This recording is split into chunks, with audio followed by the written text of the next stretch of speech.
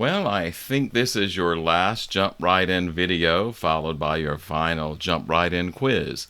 And Chapter 14 deals with psychological disorders, often called abnormal psychology because there's enough material here for at least a course.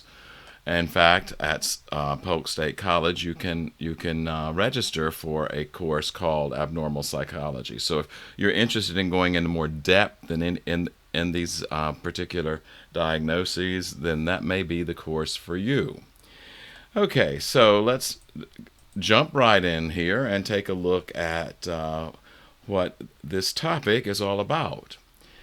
So basically, there's about 24 people in my general psychology classes. That probably means about 6 of you will, if you haven't already, suffer from a psychological disorder at some point in your life. That's a stat that seems to be pretty consistent over a number of years. Also, another point to keep in mind is that there are a lot of different diagnoses that you can get depending on culture, but we see that major depression and schizophrenia seem to kind of transcend culture, and those disorders manifest themselves almost globally. So your definition of psychological disorder is given here: a syndrome marked by a clinically significant disturbance in a person's thoughts, feelings, and/or behaviors.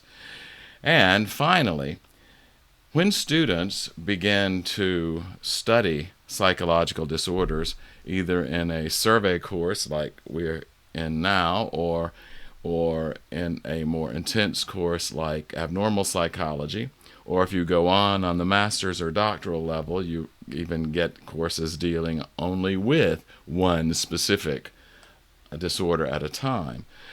What happens sometimes is that we look at the symptomology of these disorders and we're like, oh my God, that's true of me, or that happens to me, or I behave that way. And after a while, we begin to wonder, oh my God, do I have this?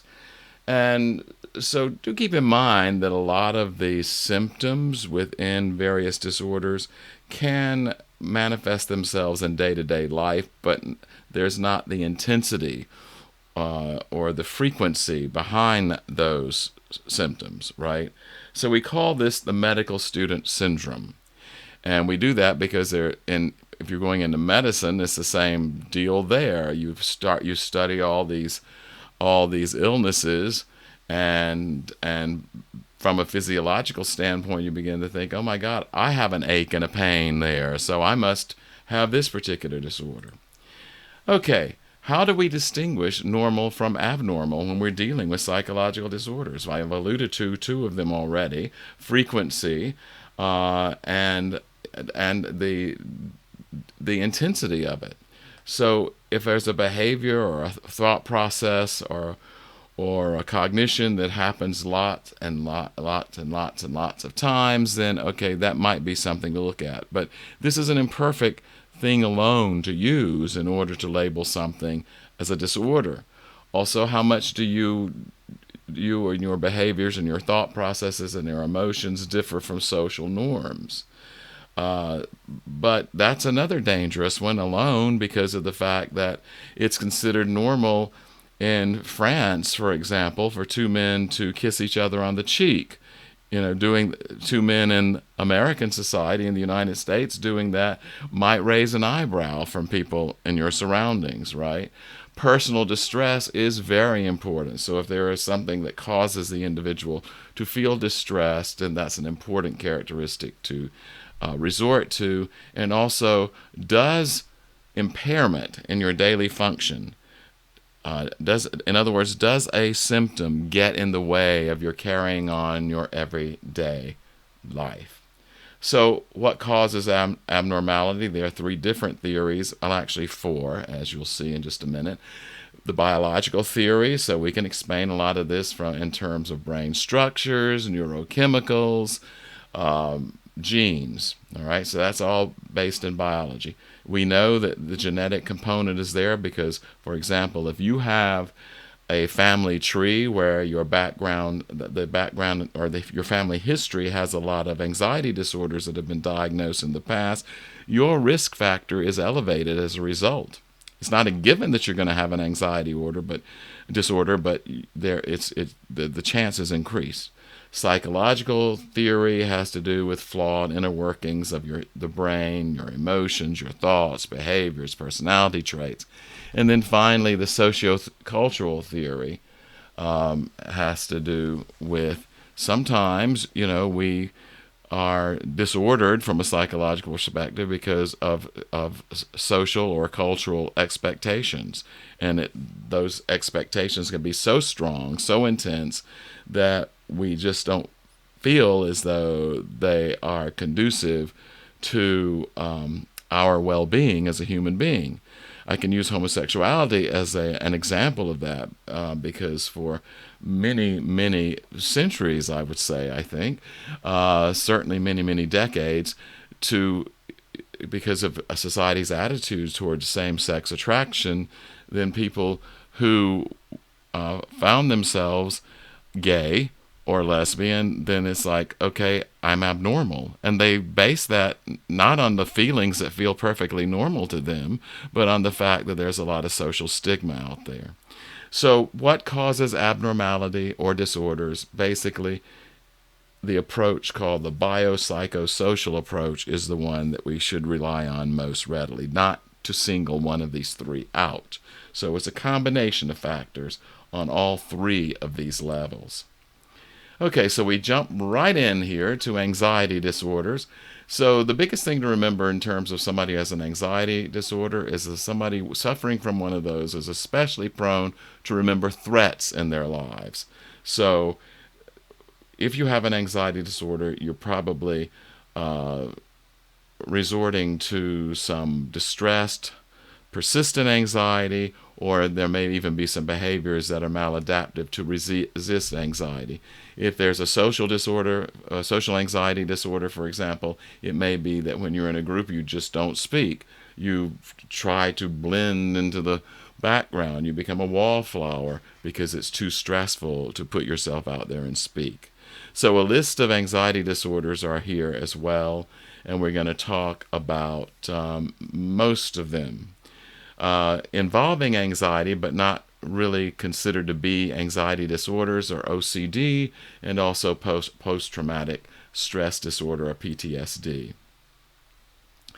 So GAD, that is an acronym that means generalized anxiety disorder, is kind of like, it's not anxiety light, but it's kind of like a nebulous type of anxiety. Many people who suffer from GAD can't really put their fingers on what it is that is causing them to feel jittery, on edge, anxious, stressed out, and unable to concentrate. Also, there is, as far as we know, 67% of those with GAD do happen to be female. We have also found out that a number of these individuals were treated badly or felt very inhibited as they were growing up. Maybe they were brought up by their parents under the philosophy of children should be seen and never heard, right? Now, the nice thing about this, by the time you become right smack in the middle of middle age, then at the age of 50, fewer and fewer diagnoses of GAD are made. So it seems to be something that we tend to grow out of fairly well over time. It's not a fast thing by any means. Okay, then we have social phobia, or what the DSM-5 calls it, social anxiety disorder. So it's a very, very intense and irrational fear of being in a situation where you're being judged or watched very closely, judged harshly or watched closely. As a result of this, these individuals avoid social interaction. And if you don't have social interaction, you can forget about having a lot of friends, maybe having any friends, and also you don't attract very many potential dating partners either. So there's too much of that hypervigilance in terms of watching their own behavior. They also are their own biggest critics. Okay, panic disorder. Part of panic disorder is something that's called panic attack, and this actually happens quite commonly in all actuality, and basically it's one of the things that most frequently brings people to the emergency room, because I could ask you this and you probably jump on the answer right away, even if you haven't read the slide yet. People come into the emergency room thinking they're about to have a blank. I could have put that on the quiz. I don't think I did, but I could. And it's like a heart attack, because you've got irregular heartbeat going on, chest pain, shortness of breath, choking, trembling, dizziness. All of these things can occur. And so when individuals who are having a panic attack come into the emergency room, they think that there's a physiological problem going on. And then when they're checked out, it's like, you're having a panic attack. Panic disorder can also lead to something called agoraphobia, and you kind of put yourself in major isolation. You relegate yourself to the prison known as your home because you're fearful of the risk of another panic attack. Okay, then we go into OCD. That's something that you've probably heard of. So there are two parts to it, and this is important, and this is on the quiz. You have the obsession, which is a thought process, right? You're obsessed with cleanliness is a biggie, right, with OCD. So that's the obsession. I want my house, I want my person, I want my body to be clean. You're obsessed by that thought. The uncontrollable action is the response to that thought. So if you want yourself to be clean, you might take 3 or 4 or 5 showers a day. If you got to have a clean environment, you may be sanitizing the hell out of your house as often as you can, right? So you can see how this can get in the way of your functionality. Now, keep in mind, we all have little lapses of memory. So if you get out of your car because, oh shit, I don't remember whether I locked the front door or not, and you run back to check it, right?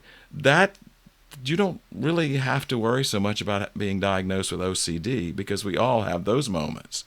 It's not one of those obsession and compulsion moments that you're having then. This is like, whoops, my memory. And so basically that action, that compulsion helps to relieve the anxiety. But there are some other, it gets in the way of your living and being a happy, well-adjusted human being. It also can cause some problems physiologically. For example, this is somebody with a hand-washing compulsion, right? In order to stay clean, they're always putting those hands and soaping them up, lathering them up real good, real well, and then washing the hell out of them, and sometimes under hot water. And so this can be the result of that behavior. Okay, and that careful warning has to do with what I just mentioned to you, that a lot of these these compulsions do occur in everyday life, and they don't qualify as a disorder. PTSD, we really don't need to go into a whole lot about symptomology, because you've heard this and you know who the people are that generally get that diagnosis. This actually, even though it sounds like it's relatively new and a diagnosis given to military members, actually what preceded this was shell shock. Shell shock is actually another name for PTSD. Now, we know that it's not just military personnel who see horrible things happen out on the battlefield that are diagnosed with PTSD. We have people who are victims of violence, people who are victims of sexual abuse, of horrible wrecks, of seeing assaults on the streets. All of these individuals can develop PTSD, even having a very harsh upbringing by parents. Now, one of the big questions is, and let's use soldiers as an example here. Why is it that John over here served in the Vietnam War, just like Aaron over here served in the Vietnam War? Aaron doesn't have PTSD, but John does. And they even had similar experiences. Well, we think that the limbic system may have something to do with it. So basically, assuming that John is the one who has been diagnosed with PTSD, he probably has a more sensitive emotion processing limbic system than Aaron does. Okay, so the body is flooded with more stress hormones than Aaron's is. It used to be that we thought, let's get these individuals who have been diagnosed with PTSD, let's let them relive the traumatic event.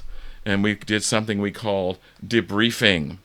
And we have discovered since then, for actually the past couple of decades, that's a really lousy therapeutic technique. Debriefing rarely is effective in helping individuals overcome their PTSD. And then finally, we have noticed that those individuals who are most resilient, that and a lot of PTSD sufferers are, that if they get treatment, if they get therapy, that they become much tougher, and in the sense, not in the sense of toxic masculinity, tougher, but tougher in the sense of being able to fortify themselves against some of the symptomology behind it. Okay, and then we of course have always wondered, why do some people get anxiety disorders and OCD, right? Well, sometimes it has to do with faulty thinking, bad if-then statements, right? There may be learned reinforcements and punishments.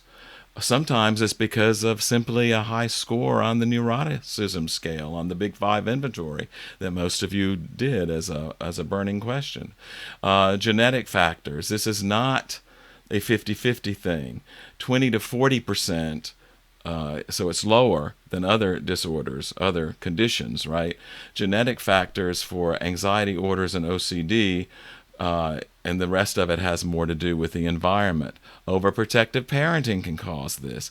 Brain or abnormalities like an overactive amygdala or an underactive prefrontal cortex that filters out emotions. Neurotransmitters. And then there's something else too called evolution, because basically if we weren't anxious about life in primitive civilizations, then we probably wouldn't have survived as a species. So it's those ancestors of ours, the hominids, the cave dwellers, who were most anxious about their survival and about, making sure that they're not killed by these predators out there. They are the ones who survive. So we have that kind of racial, from a human race perspective, thing going on.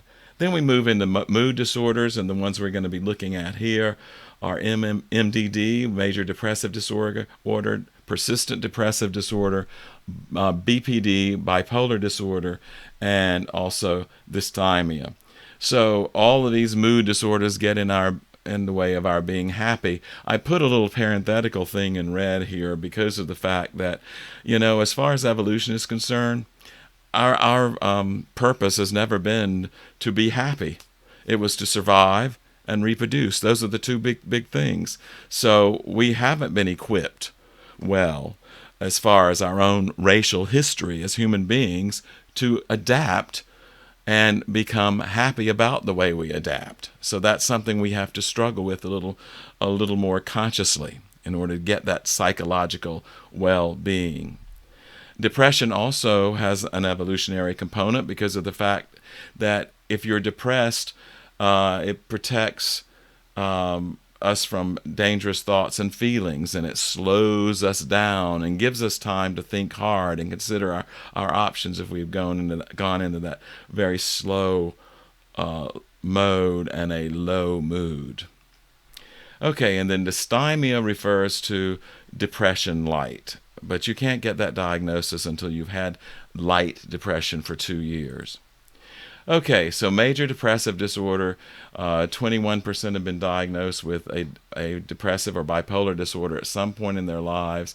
And in the past year, almost 10% of the United States population have been diagnosed during the past year. It will be interesting to see if we can glean statistics about how many people suffer from a depressive disorder as a result of COVID-19. All right, so there's a big chance of suicide with this. This is like, I am in such a dark place that I don't feel like I can drag myself out of it. So a lot of times both talk therapy, psychotherapy, as well as medication are the two things that help with major depressive disorder.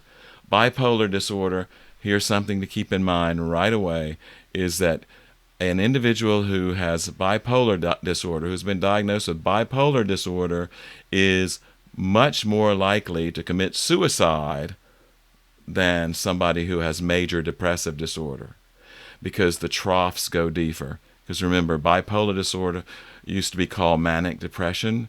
And so I taught a student whose mother, who also happened to be a shrink, let me know that her son had been diagnosed as BPD, and he didn't like to take lithium. Lithium moderates the moods, right? So you don't get the low. That's nice. But, and here's the reason you find a number of individuals who resist taking lithium, they don't get the highs either. So Robert was that student, and when Robert was on a high, he was the most delightful person you can imagine. Sometimes a little hard keeping his behavior under control in the classroom. But then when he went down into that depressive slump, or into that depressive trough, you just felt like taking your own knife out and slicing your own wrists.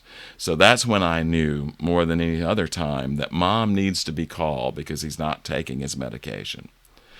Okay, so let's see. That's pretty much the sum of it as far as that disorder is concerned.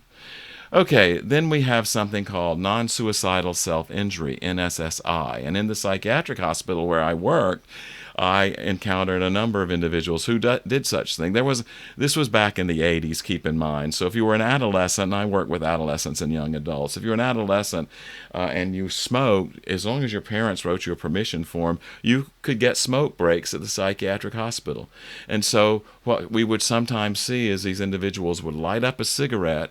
They didn't get to do the matches or the lighter. They were lit up for them. And let's say the staff member went back into the unit for just a moment, maybe to replace the lighter, or he needed to make a phone call, or she needed to make a phone call. And what these individuals would do would get the cherry of the burning cigarette and just sear into their skin on their arms. There's also this idea of superficial slicing of the flesh too. They may bang lightly the blade of the knife against their wrist, but they haven't reached the point of wanting to off themselves, but they just do this damage. They can feel something when that happens, or maybe they gain relief from intense negative psychological pain because this distracts them from it. Sometimes it's as simple as asking for help or gaining attention. This is a big suicide risk for individuals who have been diagnosed with NSSI, or non-suicidal self-injury. Because if they go beyond that, it can slide into that major depressive disorder, and then we have the risk of suicide. Now we move into eating disorders. They have their own separate little category in the DSM. And we're going to focus on three of these. The most common are anorexia nervosa, which is essentially starving yourself to get to death. Bulimia nervosa. Bulimia, as it's commonly known, refers to essentially binging on food and then purging. You may force yourself to vomit. You may take an overabundance of laxatives. And binge eating disorder, there's a lot of shame behind that, because binge eaters a lot of times don't like to eat with other people around because they're embarrassed by not only the amount of food, but sometimes they're approached packing it in while they're eating. So, anorexia nervosa, there's big time a body dysmorphia that's usually going on. You see that individual who's a thin woman who looks like she probably has a fairly healthy weight, right? But when she looks in the mirror, what does she see? She sees excess flesh. And so that self-perception that someone has is that they're overweight. Now, we say in the statistics that females are more likely to have eating disorders and to be anorexic than males are. And that's probably true. I'm not going to argue that or discount it. But I do think because of males' hesitation in reporting their disorders, that there's probably more of that among males than we have stats to account for. Okay, so the consequences from prolonged malnutrition have to do with cardiovascular concerns, hypothermia, hair loss, dry skin. There is a 5% fatality rate with anorexia nervosa. And if you've listened to Goldies but Oldies and you've heard of Karen Carpenter, then we know that she was anorexic and that she essentially starved herself to death. She and her brother were known as the Carpenters and were quite successful as musicians until that happened. Then I remember when it happened because this duo suddenly just disappeared, and then it made the headlines that she was dead. Bulimia nervosa, we've already talked about that binge and purge cycle. There's not much more to say about this one other than the fact that this causes problems like dental problems. Obviously, you see the teeth compared. You have white teeth, but after you keep throwing up, we know somebody is purging by vomiting when we see their teeth yellow, and they used to be very white, right? Also, chronic sore throat, heartburn. There can be a dependence on laxatives too, and we know that prolonged use of chemical laxatives can cause a dependence on it and really mess up with the body rhythms. And binge eating disorder, we've already mentioned too. So that all that is you're doing pretty much what a bulimic does, except that a binge eater tends to stop before the purge. Okay, schizophrenia. Schizophrenia is not the same thing as having multiple personalities. It used to be that those terms are overlapped in the popular collective memory. That is not the case. When we talk about multiple personalities or dissociative identity disorder, we are talking about different personalities splitting, right? Schizophrenia has to do with a split, yes, but it is a split from reality, right? So we're talking delusions. We're talking about on audible or audio hallucinations. We're talking about visual hallucinations, and so forth. Okay. So we have both positive and negative symptoms of schizophrenia. I have worked with a number of schizophrenic patients before at the hospital. And so positive symptoms are additive, right? It's something more than people who are quote unquote normal have. Hallucinations, that's an additive symptom. Talk is disorganized, and also it comes across in very diluted ways. Their voices that come from inside them. They don't hear the external sources sometimes. So these are additive. There are also things that we can take away. Negative symptoms refer to voices that are monotonic and without tone, that I saw frequently at the hospital. Expressionless faces take away the animation from someone's face. I saw that. Also rigid bodies, I definitely saw that. And a wooden gait goes along with rigid bodies, so you know how there's a fluidity in the way your arms move and your legs move when you're walking generally. Someone who is schizophrenic would be more likely to kind of walk like Frankenstein, so there's not that fluidity in the arms hanging by their side. Word salad reflects disorganized thinking and that they don't make sense.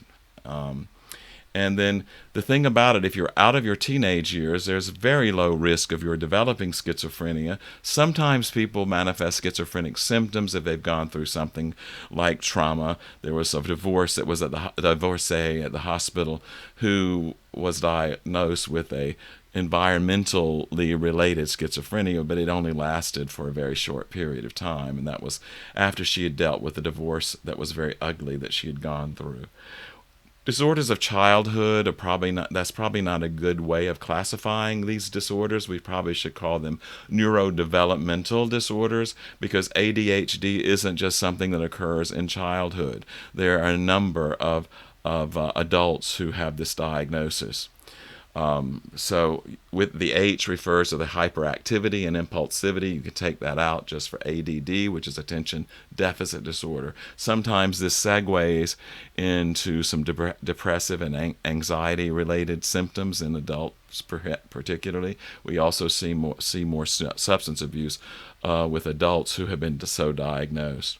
Now, there is an diagnosis of males having ADHD that might, and we're not sure whether that's very accurate in terms of gender representation, and that is because of the fact that we see the hyperactivity manifested much more readily among male students, and teachers are more likely, because of their wanting to keep order in the classroom, are referring those kids for help. Autism spectrum disorder, when you hear this expression, oh yeah, he or she is on the spectrum, that's what we're talking about. I have taught a number of students as a college professor, individuals who have Asperger's syndrome. This is basically someone who is just not really quite adroit or always adept at social skills, right? And so basically a lot of that is CBT, cognitive behavior therapy, is really well defined for that, because of the fact that these individuals, usually who are very smart students, basically it's just a matter of that social skills training. Then we get into dissociative disorder. The movie Split turn this into a kind of a meme and a very popular disorder, but do keep in mind that a very, very low percentage of people can legitimately be categorized or diagnosed as having dissociative identity disorder. Okay, so basically a person's conscious splits in at least two ways. That one conscious awareness is separated from other conscious awarenesses. So there is that happening, right? Then memory loss can occur from one personality or one identity to the next. And the original personality says, I don't know what you're talking about when you said, oh, this personality told me this. And it's like, oh, I don't know what you're talking about. I don't know who that is. This is a very controversial diagnosis, and particularly during the 60s and even into the 70s, we had too many therapists who were making the diagnosis of multiple personality disorder. We got rid of that diagnosis primarily because of the fact it evoked shows like Sybil, which has been made into multiple movies. And there's a picture of Sybil, the black and white photograph here. She exhibited, and I'm using exhibited in quotation marks, 16 alters. And we've after her therapist finally died and we began to look into her records and her notes from her therapy sessions, it seemed as though her shrink might have been suggesting some different personalities. I'm not saying that Shirley Mason did not have dissociative identity disorder, but having 16 alters, not likely. And then personality disorders. Personality disorders, there's a wide range of them, and I'm only going to touch on a couple of them. There's something called antisocial personality disorder, and that's an individual who is usually male who shows a lack of conscience. These individuals typically become criminals. And so basically, we really need to intervene if somebody has that diagnosis. In the hospital where I worked, the psychiatric hospital, there was a guy by the name of Matt who did not have a diagnosis when he came in. He did something horrible. He kicked a kid who not only was there for depression, but he also had cystic fibrosis. Kicked this kid in the chest, had to be raced out of the group therapy room, and so at that point in time, Matt was put into the crisis intervention unit, and he was shipped off to a state-supported facility because we simply could not really deal with individuals who had antisocial personality disorder diagnoses.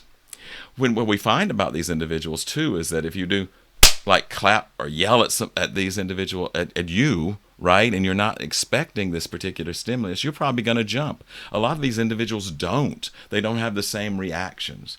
Then borderline personality disorder used to be a very difficult diagnosis to treat. That has changed since I was at the hospital in the 1980s. It is very treatable at this point. So there's a lot of instability in that person's life in various areas, right? Including interpersonal relationships. They tend to be moody. They have self-image problems. Their life is very chaotic. Their feelings are chaotic. They feel uncertain about a lot of things. So there is a splitting going on here too, but it is a different kind of splitting. So basically, if you've ever dated someone who, kind of put you up on a pedestal and bought you a lot of gifts and said wonderful, nice things about you and took you out a lot and just worshiped the ground you walked on, right? You're up there on that pedestal for an individual, and then you go out to eat with them, or you go to Starbucks and get you one of those prissy little drinks, and then you just say hello to somebody that you've known, and that person that you're dating loses it. And suddenly he may call you a slut. I guess you want to go home and F this person. They go from one extreme to the other. One minute they love you, then they hate you. They torn down that pedestal, right? So if you ever have a date with somebody like that, you may want to examine this closely and make sure that this is somebody you want to get into a relationship with. 20% of all psychiatric hospitalizations are because of BPD, borderline personality disorder.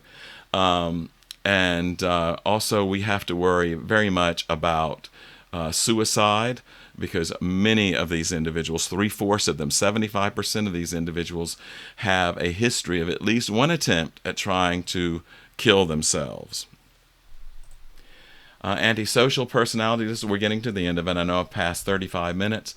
Antisocial personality disorder, we mentioned already, and these individuals tend to manipulate, exploit, deceive, rip others off, and they don't feel guilty about it.